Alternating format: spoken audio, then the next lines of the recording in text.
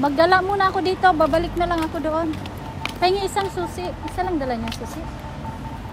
Ay, isa lang na natin. Ay, isa lang ba? Dalhin nyo na lang yung bag ko, ha? Hindi ka magkaakyat lang guys. Hindi na ako akyat. Uy, may sasakyan. Ibig sabihin, dalhin nyo na lang yung shoulder bag ko.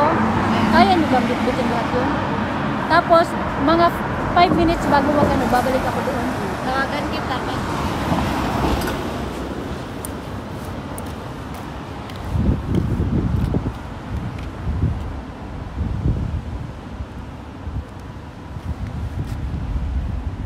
Ang tagal, oy. Gusto ko nang tumawid.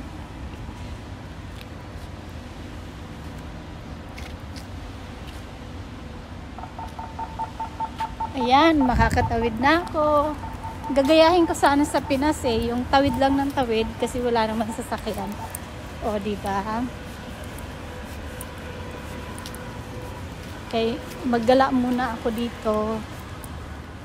Gala, gala, gala, mag-isa. Ayan, gagala muna ako. Maglalakwatsa na naman kami, tapos lilipat ng kung saan abutin na naman ng gabi, doon na naman mag-check-in ng hotel. Sulitin ang gala. Gala dito sa Norway. Punta ko dun sa sa fountain. Nandun sila sa room ng mami nila, iniwan yung mga chikiting. Kaya mag-isa lang ako ditong gagala. Habang naghihintay ng breakfast. 9 pa yung schedule ng breakfast namin. Ay, ang init.